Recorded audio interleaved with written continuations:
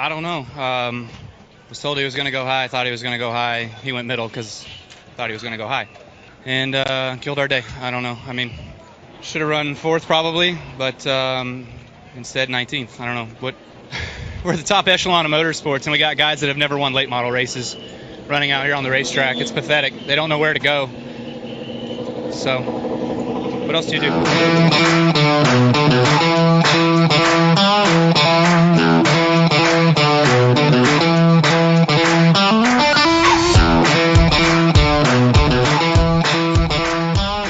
All right, everybody, welcome back. This is episode 6 of Dirty Air, your number one podcast for all NASCAR, DFS, gambling-related stuff.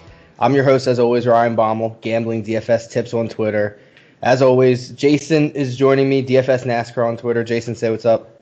Hey, what's up, Ryan? What's up, guys? Excited to do another show. It's been a lot of fun. So, Las Vegas, baby. And the other side of that two-headed monster, as always, is Brandon Cruz. Brandon Cruz, DFS on Twitter. Brandon, what's up? Howdy, once again. So I think we'll start where we tend to always start. Let's start last week. Homestead review. Jason, was it a good race, bad race? What'd you think of it? It was a terrible race. I mean, it went exactly like we predicted it to go, right? Everything we thought was going to happen. The guys who we thought would run up front ran up front. No, it was terrible. Everything was backwards. I don't really know what to make. We're trying to sort it out. I mean, you had a lot of guys who we paid a lot of money for that underperformed. So it's interesting to see that how people are going to react to that going into this week. Brandon, similar thoughts on your part? Yeah, and this is why I stress to people that it's why I focus more on Xfinity and Truck Series, because those series are easier to predict, or you at least have a better idea of who's going to be faster. Like if you went in telling me that whether Chris Buescher, had the greatest car, or if he just had the air. I mean, if you're telling me, like a 4% owned Chris Buescher is gonna just show up and lead the first part of the race and end up leading let's see how many laps he led. I just went blank. Leading, 57 laps and getting 39 fast laps. Like nobody projected that. Like nobody did. And if you did, you're lying. Otherwise, it's just it's incredibly frustrating as someone who dove into data and looks at stuff and at least projects certain guys to be quick. And we're heading right back to where we were last year, to where, guys are going to show up, different races that you don't project to do well. And I was telling Jason before this, if I made a lineup with Chris Buescher before the race, obviously I'm looking at it like, man, this is a lineup that is definitely going to lose money. I'm not playing Chris Buescher starting 12th. There's no way he leads laps. Maybe he finishes 18th and 19th. And, he finished 19th.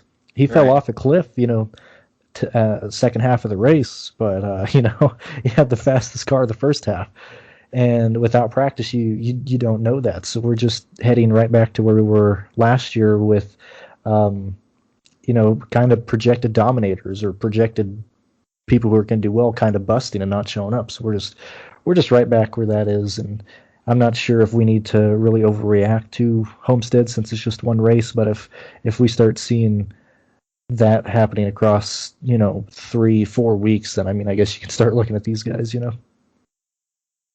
And so Brandon, the first question I have for you, because I like to take notes during the race, and I ask the questions to you guys during the podcast. So I'll watch the race, things come up, take some notes, and ask you guys during this.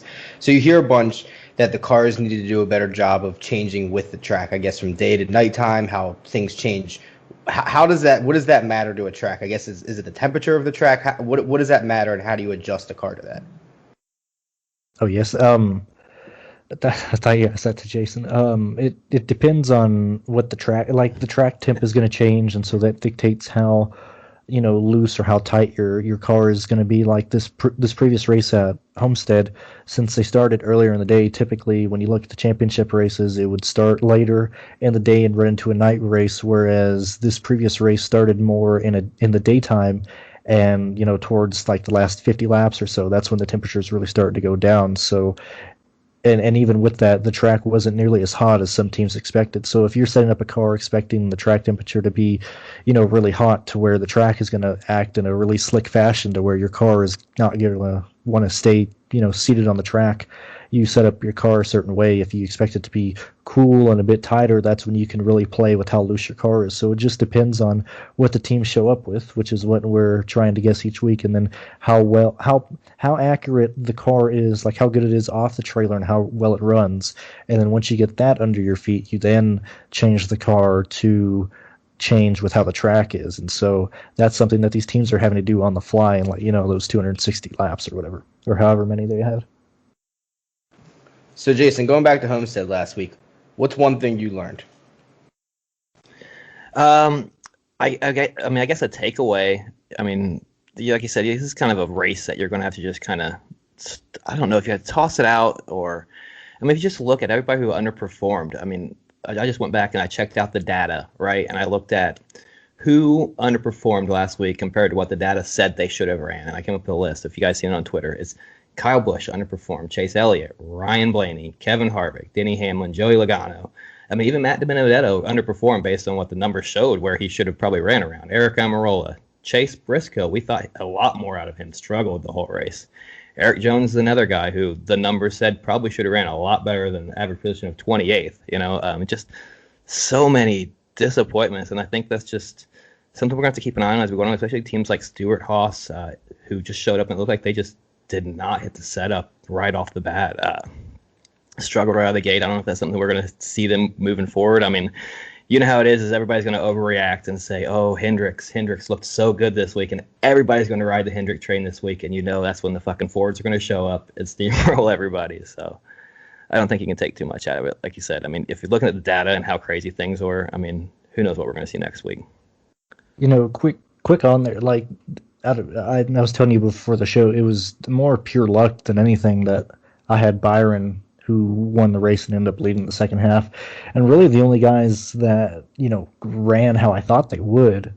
I guess you can throw Harvick, but he didn't lead laps where I thought he would. But I expected Byron and Bowman to be quick, and they were like the only cars that I projected to do or to run quick throughout the entire race that I actually did. Like you just said, everybody else, especially, in the 9-10K range, really, really underperformed compared to what they were projected to do.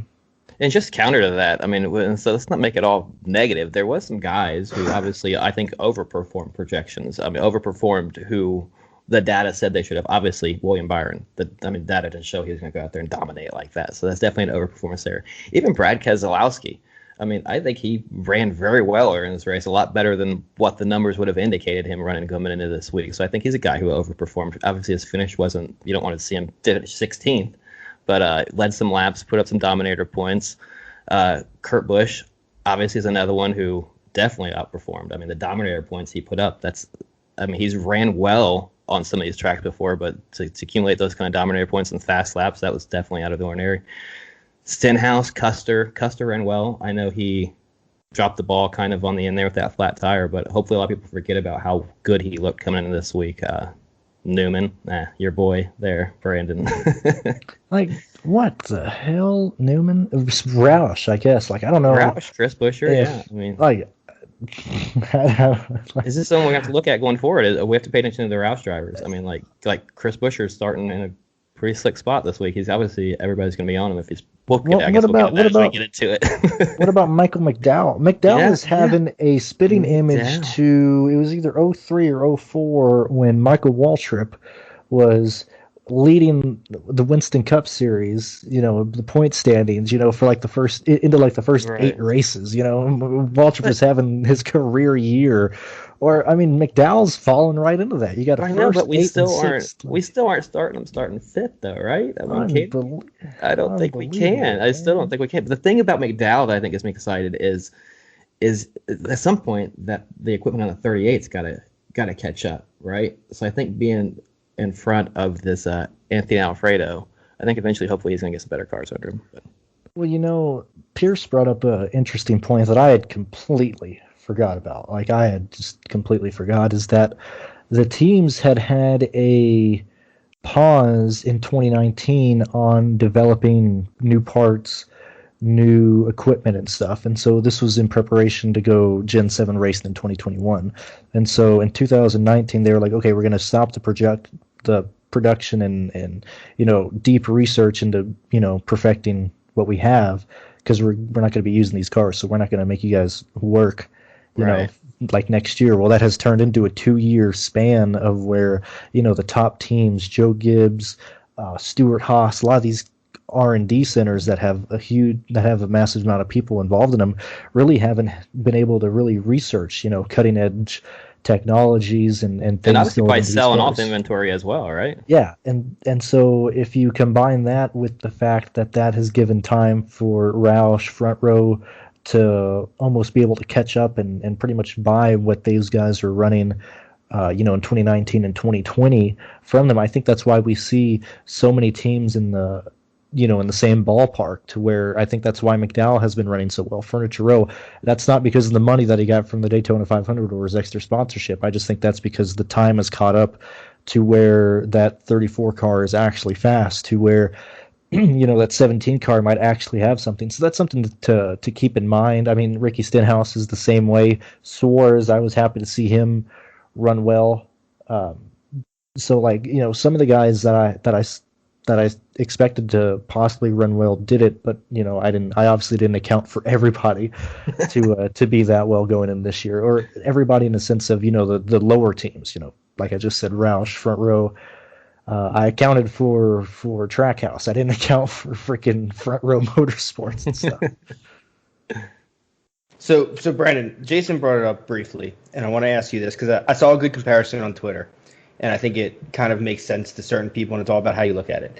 So you can kind of take Cole Custer out of it, because Cole Custer, for the most part, had the good race, had the late flat tire, I think he finished 23rd, something like that. But Custer ran a good race. Outside of him, the Stewart Haas cars were not good. Harvick was fine, but it wasn't what you expected out of Harvick. Briscoe wasn't good. What do you look at this as a? And I guess Amarillo kind of underperformed too. Would you look at this as a like a one-off, like Jason said, they kind of got the setup wrong? Or is this something maybe you look forward to going to in the future? The analogy that I saw on Twitter is like the Chiefs every so often will throw up a stinker. They try a new game plan. It doesn't work. But at the end of the day, they still have the best quarterback in football. They still have the best playmakers.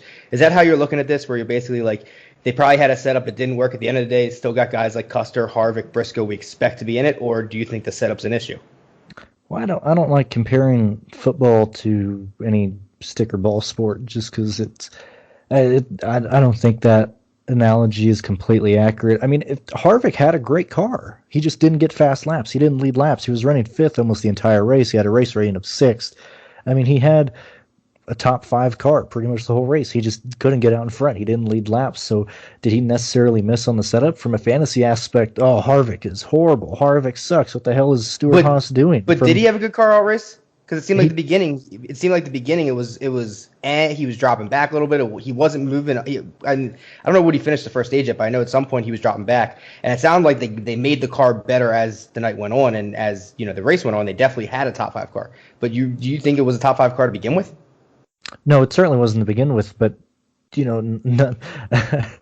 don't think anybody had a good car to begin with. I think that's why we saw Buescher go out to such a good lead, because you saw obviously Denny failed inspection, but you saw Joey Logano, really shit the bed. He didn't do anything the way, I mean, he was being passed on the back straightaway first lap. Christopher Bell didn't do anything. You saw a lot of guys getting tight within the first corner, and a lot of guys stacking up, going 4 wide and 3 wide into turns 3 and 4 on the first lap. Like, these guys couldn't get their bearings straight. They couldn't get everything going on. The only guy who really had a car that was far and above the field off the trailer was Brad Keselowski, and even with that, he wasn't able to get around Buescher most of the beginning. Like, he led some laps, but then Buescher would just keep on coming around, and so I mean, that's a tough question to swallow. My original point was, Harvick sucked fantasy wise, whereas if you're looking at just like a race, how he performed in the race, Harvick did great. He started off the pace, they caught up, his pit crew was saving his ass and bringing him back up and starting in the top 10, top 5 at some points, and he was able to end the race in 5th.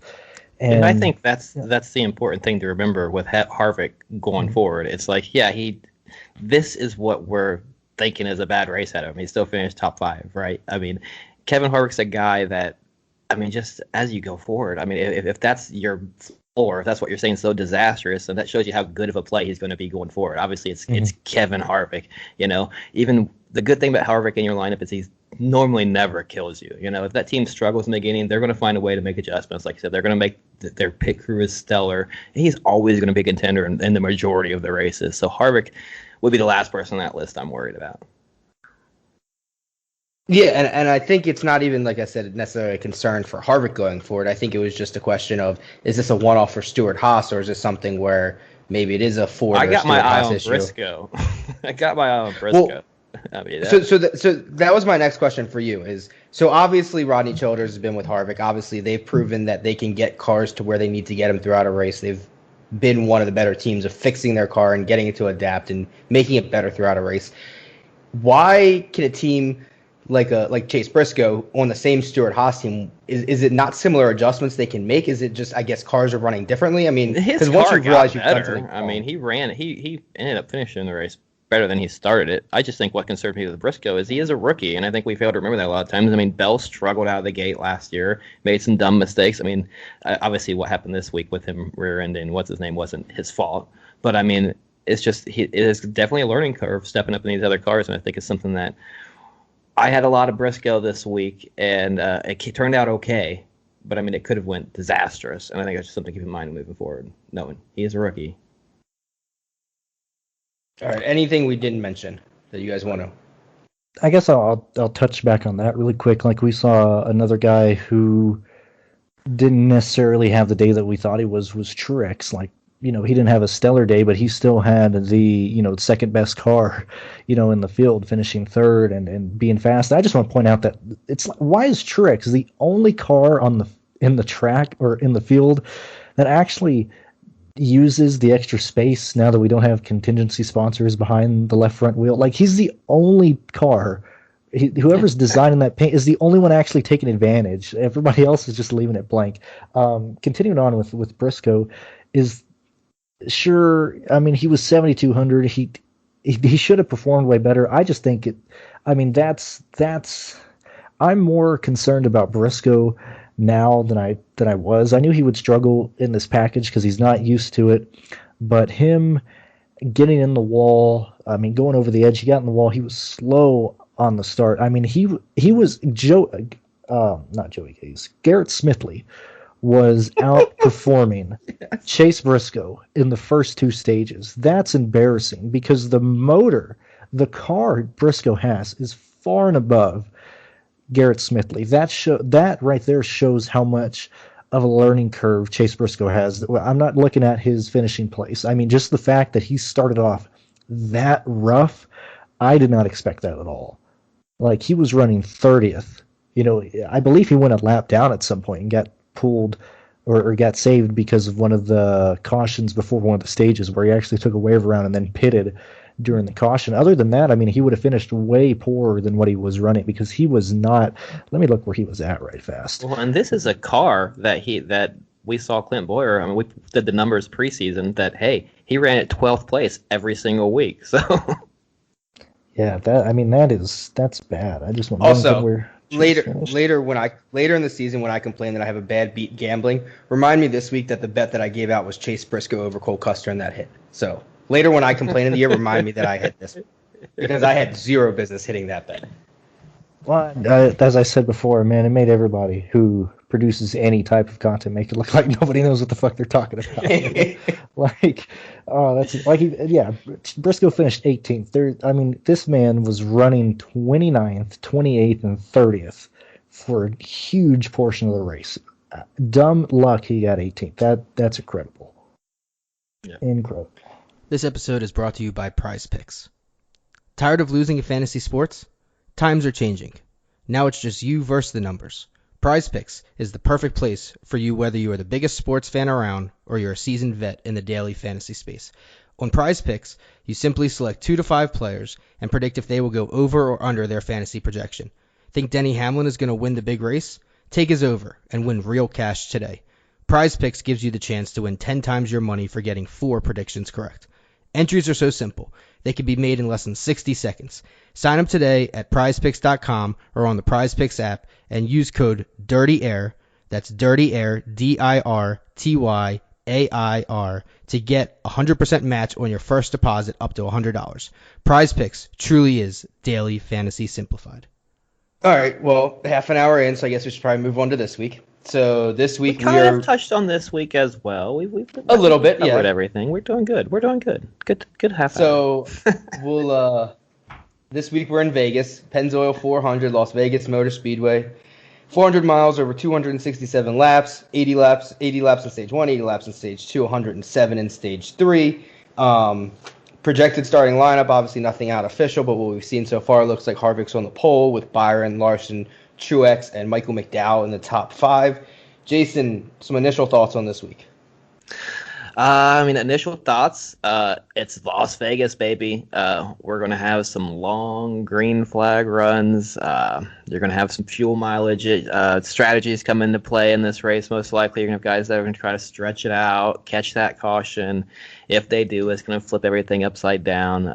But this is a race that tends to have guys that rack up a lot of dominator points. With these long green flag runs, they get out front and they tend to lead a lot of laps and stretch it out. Obviously, that first list you gave us at 1 through 5, there's a lot of interesting names in there. Kevin Harvick on the pole is going to be a popular pick. He should be. He typically runs a lot better in these spring races here at Vegas than he has in the fall. I think he's got a couple good dominator performances, at least in the last couple spring races. We've seen him struggle out of the gate this last week, so that is kind of concerned. Where are your thoughts, Brandon, here on Kevin Harvick in the first spot? If he misses a setup, he's not going to get those dominator points, and we've seen the pole sitter struggle, but looks like a good spot here for Kevin Harvick. I keep talking myself into it. So let me preface this with some things to note, and then this will probably answer the question of how I'm looking at Harvick. But let's if you're looking at last year's finishes at Homestead, you need to be aware, in case you forgot how the race went, or if you just aren't aware if you didn't watch the races last year.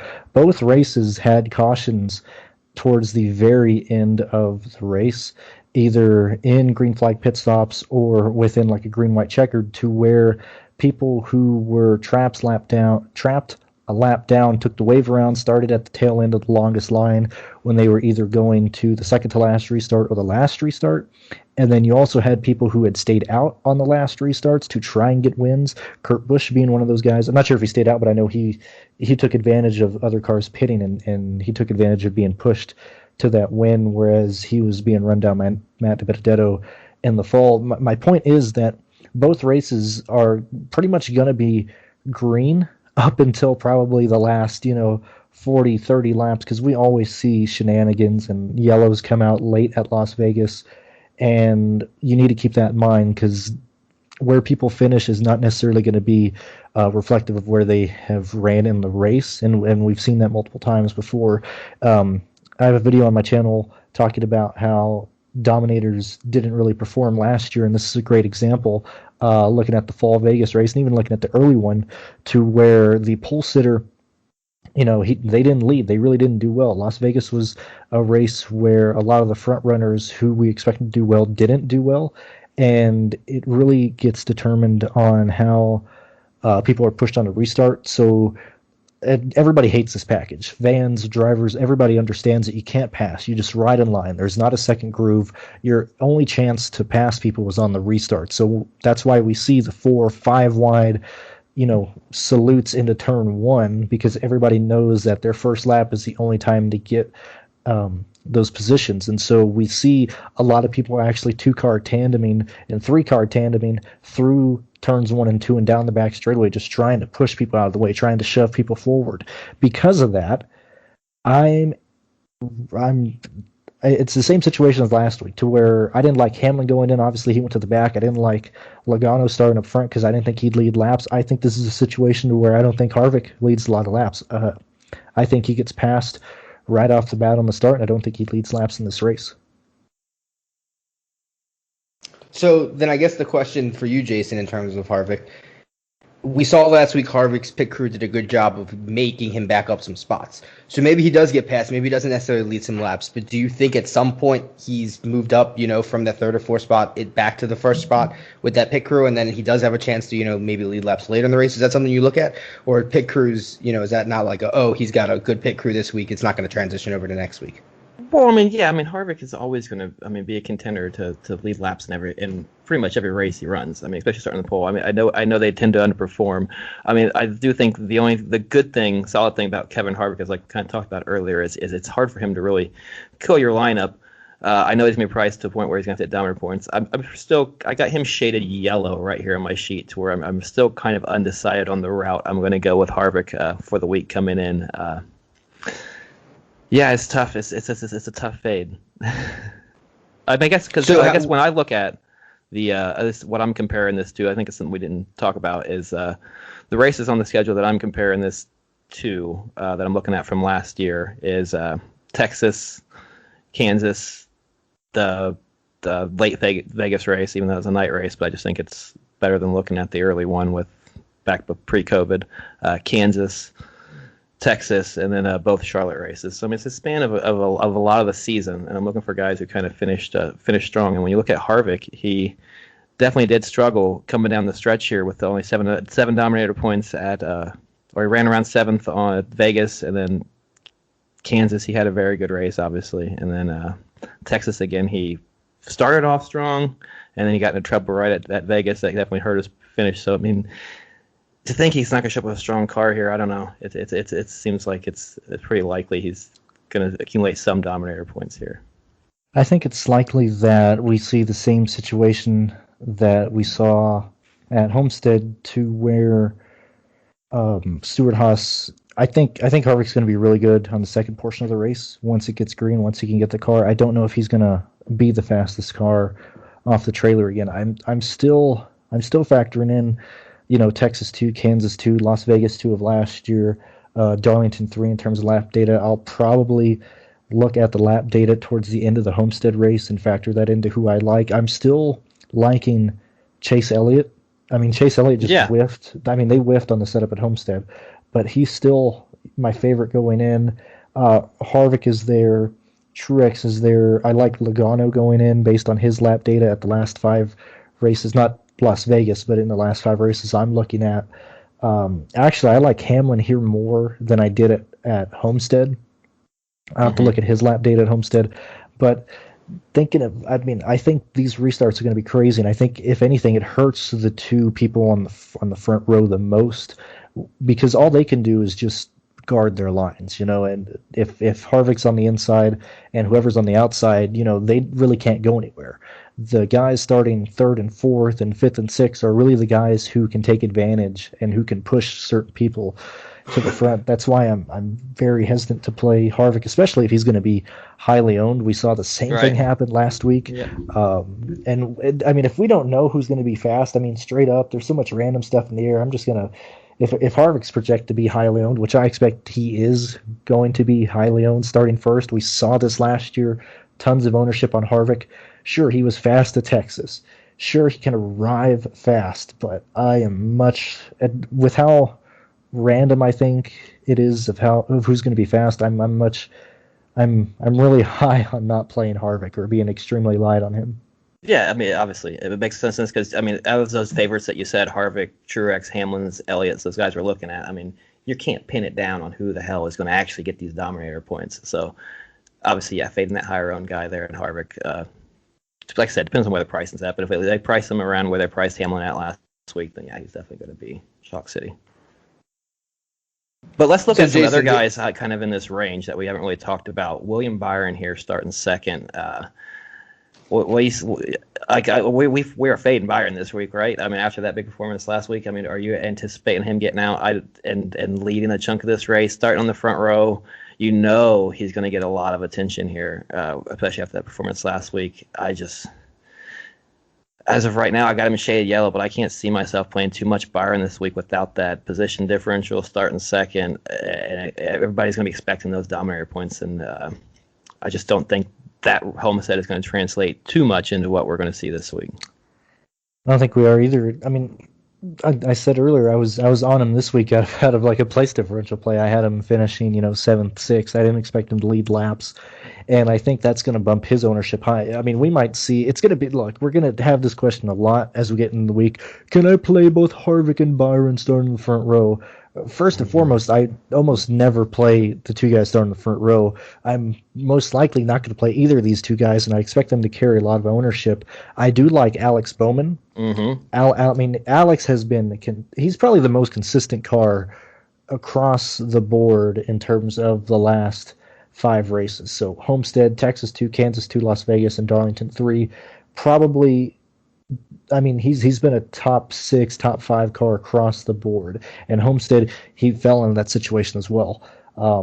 So if anything, I probably like Alex Bowman out of anyone in this race so far. Well, yeah, because I have a feeling that Alex Bowman and Bullet Byron are always going to be priced pretty close together coming into this race, I would think. Mm-hmm. And I think the way they're probably going to price this is you're going to be able to play 2 dominators without paying up for 2 10K guys. You know what I'm saying? I think you'll probably be able to pair a guy like Bowman, who we know has some dominator potential going into this week. We saw how fast Hendrick was. He finished the season strong last year on these races, kind of like how he started. Let me pull up. I had the dominator points that he put up right here. Yeah, he put up Texas 22 dominator points, 10 at Kansas, 11 at Vegas. So obviously turning some fast laps, like what we saw out of those Hendricks cars. I think he's going to be definitely, he's probably going to be pretty popular as well. And then Kurt Busch, like you said, I mean, all those fast laps can't go unnoticed from last week. And this is a track that he runs very well at. He averages a decent amount of fast laps, at least 6 per race in the last 4 here at Homestead. Finished the year pretty strong. We saw his late race win here at Vegas last year. That win is probably going to draw some attention to him, but I think he's a guy who could put up, 10 to 12 dominator points with some fast laps here, get another top 5 and perform very well there in that range. Yeah, I might not be as high on Kurt and Kyle as some other people. And like Kurt is wheeling the shit out of that car this year, though. I mean, he is wheeling it. Let me go back to Bowman. As you said, he had those fast laps. When we see that, Bowman has some dominator points, people are like, oh, he's a good play. People don't realize that that's when he's been in traffic. Those are all fast laps because he has not led in these races. He's getting all those points based on how fast that car is. I mean, that's, if anything, I mean, he's almost...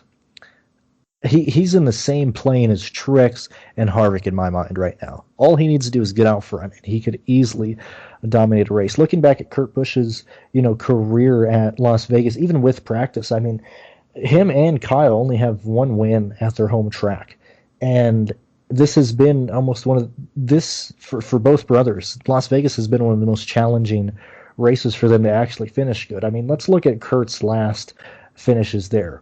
1st, 25th, 39th, 5th, 21st, 35th, 30th, 9th, 28th, 20th, 35th, 9th, 35th, 23, 38, 26, 16th, 3rd, 9th, 38th, 20th, 11th. I just went through his entire career at Las Vegas. So he's been very fast recently. He's ran fast laps there, but this is most likely one of his worst tracks. Same thing if you look at Kyle Busch in terms of where they're finishing these races. It's not looking very good going in. I'm going to certainly look at recent speed versus track history when I'm looking at those guys. So the question I have for you, Brandon, that I was thinking about is, so we heard during the Homestead race that about the tire wear, and that basically, running a couple laps on that, if there's a caution, everyone's coming to get tires. How does Vegas differ from Homestead in terms of that strategy? Jason mentioned that there could be some fuel mileage strategy. What kind of tire wear do we expect, and how do we expect that to change this race? Well, we're gonna see the same thing. I mean, it's not Homestead. We're not gonna see people being able to use all lines. This is a 1 to 2 groove racetrack.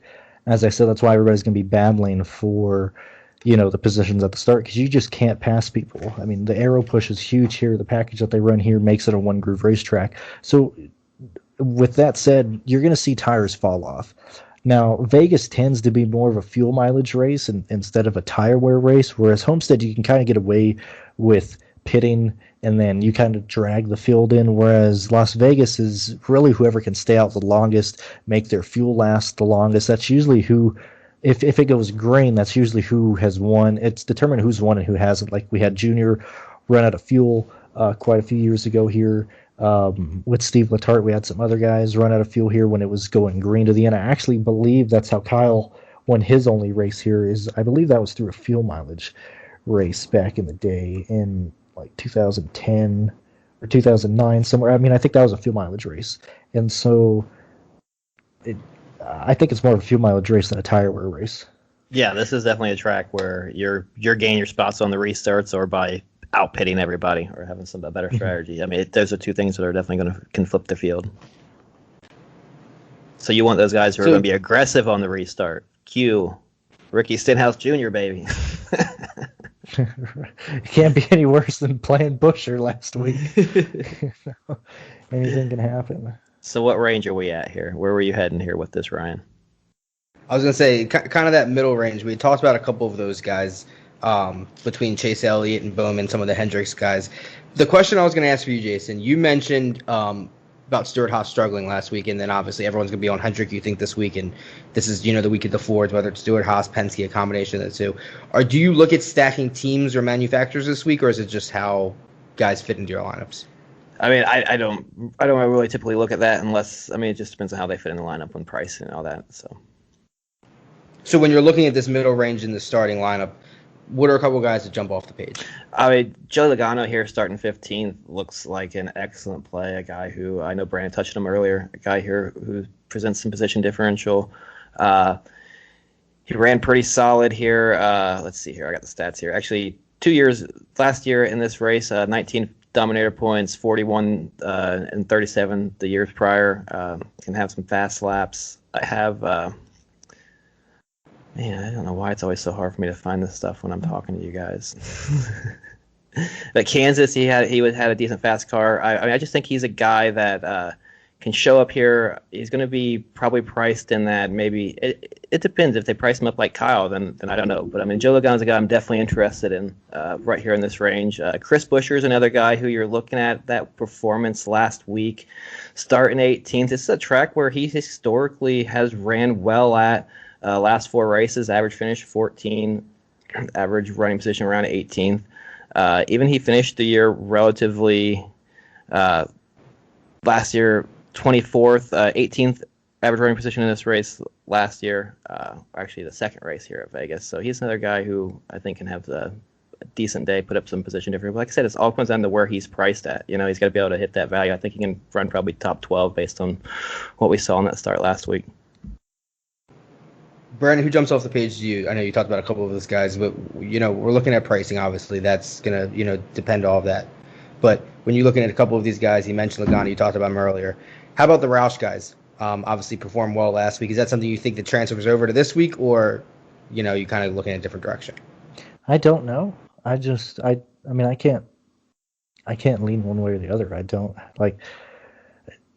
But like I said, Buescher ran great at the start, fell off horribly at the end. Newman came out of nowhere to finish 7th or wherever he did. It's gonna be hard for me to play Newman. To where I mean, people might be playing Newman. It's gonna be hard for me to do that. It's gonna be hard for me to play Buescher because I expect Buescher's price to move up. I mean, guys that are popping out to me that I like right now, people like Denny Hamlin, people like Cole Custer. I actually like Suarez. He should do well. People that aren't popping off to me is Bubba Wallace on his I'm Gonna Get Fired tour this year. Because, I mean, heck, man, you're in a Joe Gibbs car. I mean, Joe Gibbs, they weren't the fastest cars last year, but same thing with Chase Briscoe.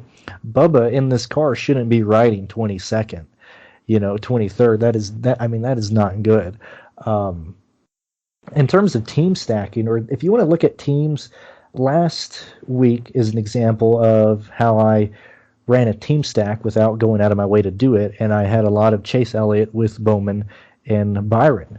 Well, that worked great, but Chase was horrible. So even when you play teammates, that's why I don't say like, oh, we got to do a team stack or anything, because while William and Alex were good, Chase, that team was underperforming. Larson was better than we all thought, and even with that, like, he still wasn't that dominant performer that we expected to see. And so, like, that's why I don't really focus on team stacks a whole lot either. So Jason, if we go to this next range of starting lineup, we've got a couple big names down here and some decent equipment. We talked about Chase Briscoe. He starts, looks like 24th or 25th this week. Ryan Blaney's down here in the high 20s. Amarillo's in the high 20s. Matty D's going to start around 30th. Eric Jones right around 30th. Any of these guys interest you? Well, I mean, yeah, Chase Briscoe's a guy that I have highlighted in yellow here. He's a guy that I'm kind of hesitant on going there this week. I'm kind of have to see how the week goes. I mean, he's in a car that should run well, starting 24th. I just don't know if he's starting far enough back for us to feel safe, thinking he's going to get a ton of us position differential, because that's what you're hunting for right here in this range. You're hunting for those guys who can flip this race and is going to pick up 12 to 14 dominator points. Ryan Blaney, obviously, I mean, he's going to be a very popular. He should be. I don't think his performance last week's really going to hinder him with all his position differential, but likely he's going to be priced probably like Kyle Busch was last week. So I mean, if you're prepared to pay $11,700, you stole my question. That was the next question. It was going to be who's higher price this week, Ryan Blaney or Kyle Busch. So I guess that answered that question. It would have to be judging by what they did last week. I mean, you expect Ryan Blaney to be over 11,000, I would say. But I mean, he finished this year very strong on these tracks. So average running position of seconds, the second best average running position at the last 2.5 miles here is Texas, and God damn it. See, this is what sucks is I have to keep scrolling up. Texas, Kansas, Vegas, he ran well at top 5 car, it looked like. So you like the way he finished. You don't like the way he started the year here at Homestead, but I think there's just so much upside there, which makes him an interesting play. So who do you think's the highest price guy this week? I think it could be Blaney, and we saw that could definitely keep his ownership down if he is the highest price, and it may be an interesting play there with a guy that you think, if you're thinking he can get to the front and can lead some laps and get up all those dominator points, it could be an interesting play there. Is there any chance Harvick's the highest price guy? Yeah.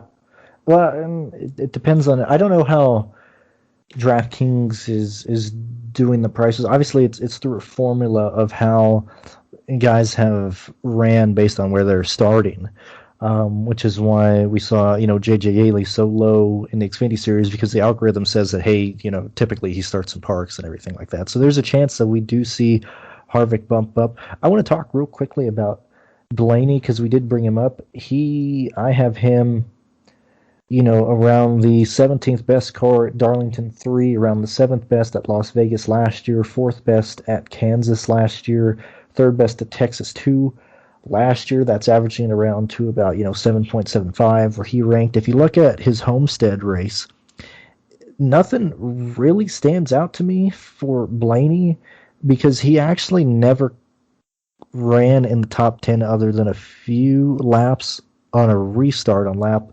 161 coming to the end of stage 2, I believe. And then when he was involved in the wreck with Eric Amarillo, when Eric Spotter was yelling at him car high and he still cleared himself, they were running 15th and 17th, or 16th and 17th at that time, actually. And so, Blaney didn't come off that truck with any speed. So we're gonna see a lot of talk about Blaney this week. And if there's a chance that if I can get off of Harvick, if I can get off of Byron, and if I can get off of Blaney, and we have no idea how these guys are going to perform, I'm actually very okay with that. I'd actually those would probably be the 3 guys I'm most likely to try and get away from, would be Blaney, Harvick, and Byron. So, Brandon, we're looking at it now. It looks like Eric Jones projected to start 29th, Matty D at 30th. If they're the same price, who are you more interested in, or are you not interested in either? Let's say the first part of that again. You broke up a little bit. So Eric Jones and Matty D starting 29th and 30th projected. If they are the same price, who would you be more interested in playing? Or are you just not interested in either of them? I think I'm more interested in Eric Jones because I think he'll be cheaper. I think recency bias of people seeing the recent finish by Matt DiBenedetto last year might push him over on ownership, or might push a lot of people his way. Let me look right fast of how Matt DiBenedetto ran at the last Las Vegas race. Let me just see right fast. 6 is where his average. He's had the 6th best average position. Okay.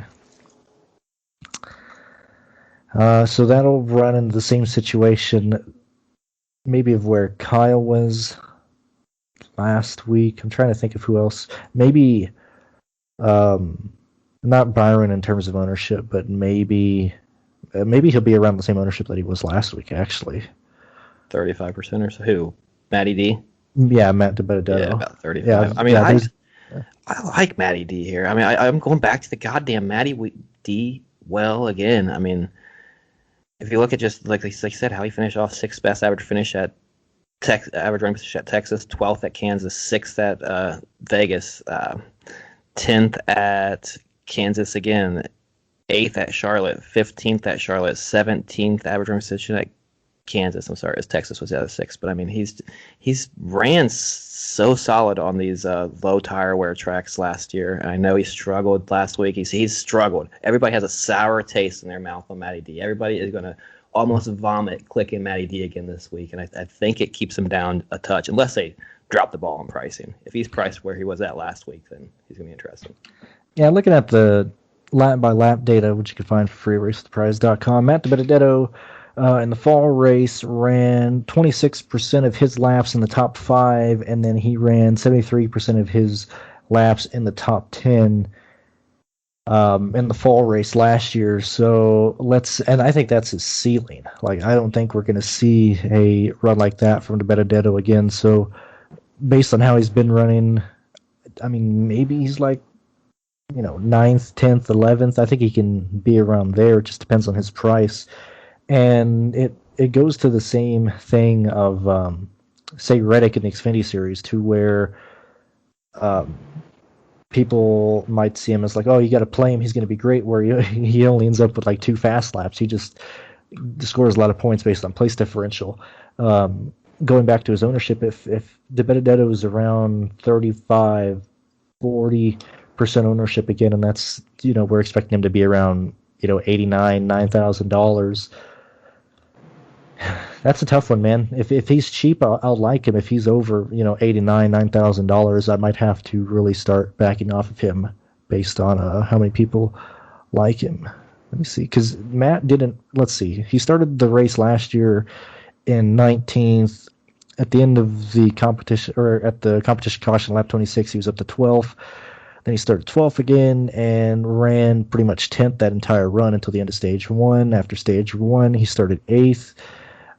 Ran around, the 10th, 11th, 12th position there. In the stage 2, he finished 9th, started 8th there, ran 7th until a yellow came out, then started 2nd, fell back to 3rd, 4th.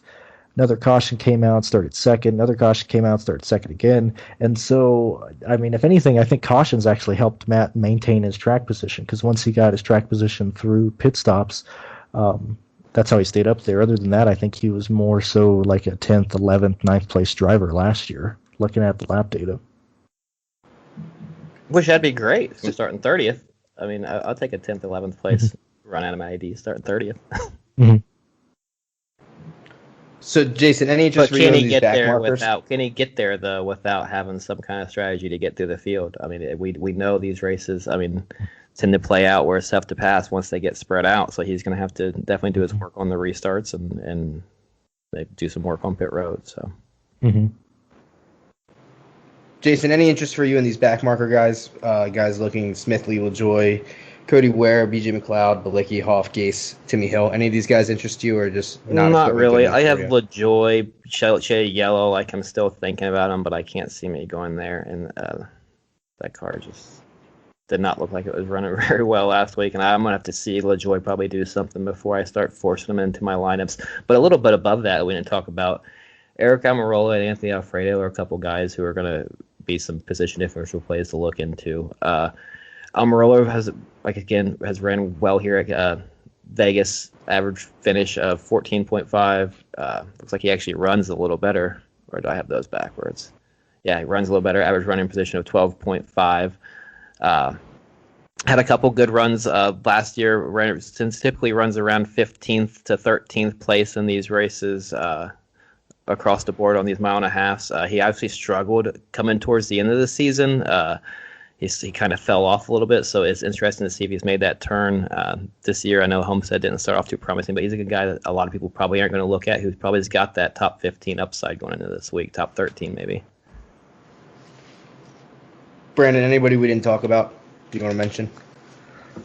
I mean, I kind of talked about him earlier. I like Suarez a lot. That car is showing me a lot of good things. If he's around 60, I expect him to go up in price a little bit compared to last week. If he's 65, 67, I'm definitely going to be using Suarez a lot. I like Eric Amarillo, co-custer there. It's probably going to be another week. I'm trying to imagine how lineups are going to go, and I think it'll be very similar to last week, to where it'll at first glance it'll seem like a good idea to punt, or maybe early optimizers or early lineups are going to be punting towards 5 or 4 good plays, a value play, and then you're down in the $5,500, the $5,000, the $4,000 range. And I'm thinking right now, if your lineup is there, you might have to sacrifice some potential lap leaders and you might have sacrificed some lap leaders to get some safer plays. Like, say if you say, for example, if your lineup is putting Byron, Truex, Hamlin, Kurt Busch, or whoever's in there, and then you're stuck with Josh Bilicki or Quinn Hoff or BJ McLeod again, I think you might have to cut down on the exposure or ownership to one of those higher price guys and go to a $6,000 guy. One person I do want to talk about that we haven't really spoke about is Kyle Larson. He had way more speed than I thought he would at Homestead. He obviously didn't lead like a lot of people thought he would, but he did run a good amount of fast laps. He ran enough for me to take note of, hey, I think he's caught up. I don't think he really needs practice. And in a situation where I don't want to be on Harvick or Byron, there's a chance, because Kyle Larson is starting third on the initial restart, he can throw it to the bottom and maybe get on the inside of Harvick entering turn 1. Kyle Larson, Truex, those guys would be guys that I would imagine can get the lead out of turn 4 on the first lap. So I might have quite a bit of interest in Larson entering this week. Yeah, I like Larson too. I had him shaded as a yellow guy I'm looking into. He said he showed up with a lot of speed and looked really good. I know I said I was going to be a little bit hesitant on Larson going into the season, into the first couple of weeks, but the way he's ran on the road course, he ran very well. Ran like we expected him to last week. So, yeah, he's definitely an interesting play because his numbers aren't going to drive a lot of people to him. Definitely not starting third. So it's definitely, with the way Hendricks looked last week, if you're playing the HMS bandwagon, he's definitely got some dominator potential. And top 5, he's probably not going to be priced. I would imagine he's probably going to be priced maybe low 9s probably this week, where he's starting at. Yeah, I think 9,000, 9,100. And that's what I mean is you can probably play a couple of dominators, focusing your second dominator around these guys in that 88. That's probably going to fall in that 88, $9,200 range, which hopefully keeps you off some of these punts. Because like I said, I don't know where the value is going to come from this slate. I don't know who they're going to price down. LaJoy, I can imagine a lot of people are going to go to LaJoy because he's probably going to be one of the only guys down there. If we're in that 5,600 range, just starting 32nd, I think a lot of people are going to go to LaJoy. But, Alfredo is probably not going to get a bump off his performance last week. He's going to be priced down there. But Suarez is going up. I just don't know who is going to be in that range there. Yeah, looking at the value that sucked this year. Yeah, looking at the winning lineup last week, I think obviously had Buescher in it, an unexpected dominator, but I think the lineup construction is going to be very similar this week to where the salary left on the table was $200, but you had Truex, Byron, Reddick, Busch, Newman, and Buescher, and the lowest salary guy on that team was $6,300. We were really concerned last week, and I say we, everybody in general making lineups, you were kind of, depending on most builds, you were being forced to go with either LaJoy, Suarez, or Alfredo. I chose to be on Suarez. I forgot how many points Alfredo played. LaJoy, I think he was around 12, 14% owned. Obviously, he blew an engine, but I think it's very similar that we're going to see lineups being forced to go towards. I just closed the screen of where the lineups are. It's very easy for me to imagine that we're going to be forced to look at Alfredo, LaJoy, maybe Justin Haley, Chastain, and Suarez again, maybe in that high 5, low 6 range. And so that's a situation I want to avoid. Like I said, I don't like the idea of punting this week either. Well, that's where a lot of the value came from last week. If we looked at it, you had that range at 6,700, where he's starting at Ricky Stenhouse right there. He 4.91 value. Custer dropped the ball, obviously, because of his ending, but he would have hit value. Ryan Newman, 8.49 value. Chris Buescher at 6,300, 7.75. Michael McDowell at 6,100, 6.38. And then Daniel Suarez, 5,700, 6.01. So, I mean, that range is where like all the value was. It'd be interesting seeing if that trend holds forward as we move forward.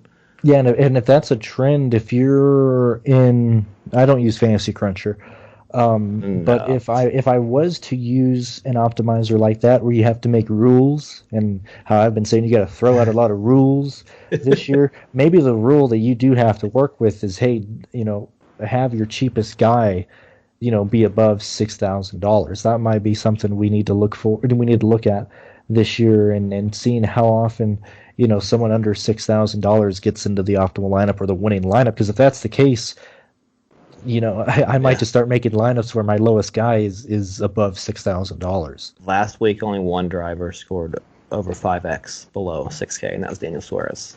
Yeah, so, Alfredo didn't kill you, 3.82. I mean, where he was starting at. All right, so I think we've kind of covered most things. So we can move on to that last section of our show that we do every week, our version of the one and done, the two and done. For the first time this year, my driver did not score the lowest amount of points. Thank you, Brandon. I appreciate you giving me 1 week of not being in last place, so that was very nice of you. I appreciate that. Jason, you're still in first place. You got 112 points. Martin Truex got you 49 last week. Brandon, you are in second with 92. Chase Elliott got you 26 last week. And I am in third with 69, as Kevin Harvick got me 36 last week. Nice. Are you really 69, or did you round that up? No, I am. That is what I am. And if we're gonna take that one step further, that means that I am virtually just as close to Brandon as Brandon is to Jason. So it's 3 weeks in. Even levels. Oh, trust me, and my deficit will just get even bigger as we go. But for this week, I'll take somebody that historically has been pretty good at Vegas. A guy that I'm normally not really on DFS-wise for whatever reason, but for some reason I am on him this week. I am taking Brad Keselowski.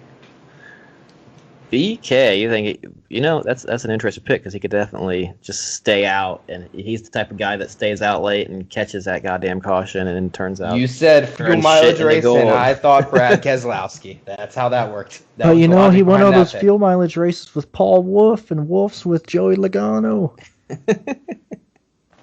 At the end of the day, it's still the driver that knows when, It's the crew chief. I forgot who said this. I saw this once. The crew chief can call the driver to pit road, but at the end of the day, the driver still got to make that left turn to come to pit road. It's still the driver's decision. Yeah, man, crew chiefs really help their drivers. That's why Steve Letarte blew up Cortland Shore. Obviously, he didn't do it. That's just a joke. Well, and the running joke this week on Twitter was, who knew that Chad Knaus was holding William Byron back? So maybe that's the thing. Maybe he was holding Chad back. I mean, not Chad. Maybe he was holding Jimmy back. Maybe Jimmy ate. Well, I mean, Jimmy sucked too, but maybe he was really bad because Knaus was over the hill. Maybe we could have seen a 10-time champion. Who would have known?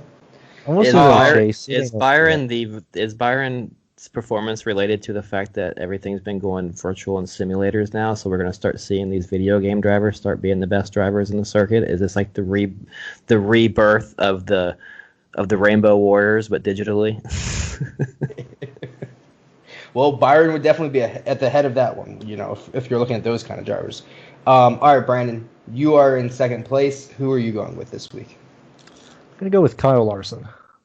Kyle Larson, the 5 car. Yeah, I think Larson's performing better than I expected right out of the gate, and if that's the case, I think I started the year with, I don't know if Kyle Larson is going to get more than 2 wins, or I don't even know if he's going to get a win. I think there's a chance that Kyle Larson gets a win in the month of March, and I'd much rather try and be on there before the wave hits versus after it being here. And but I got another question after Chase, or not Chase, after Jason. Yeah, you're picks right. I'm his taking guy. Chase Elliott. You're right. Chase Elliott. You're right. Yeah. Are you taking him? Yeah, of course. I'm taking Chase Elliott. Yeah. Yeah. So where do we think Bubba finishes this week? Probably 21st. Right around where he always finishes at. I don't know. We need to make it a Well- two-part. We need to do our one and done, and then where Bubba finishes is like a tiebreaker. Who's closer? You know? Yeah, okay. I'll say 21st on the Bubba finish. I think Bubba finishes 16th. 30 He's seconds. in play, probably, if you think he finishes 16th. That's only So, all right. So, That's only- that's a only decent like- score that's only right, like for- seven for positions. $7,100 probably. Pretty good. He's gonna be like 82. He's gonna be like he's starting 23rd. Car 23 starting 23. Be like 7,200. That'd be priced right around Briscoe last Nope. week. They would bump him up like 200. He was 7,000 last. Where was he? Last week he was 7,000 starting 19th.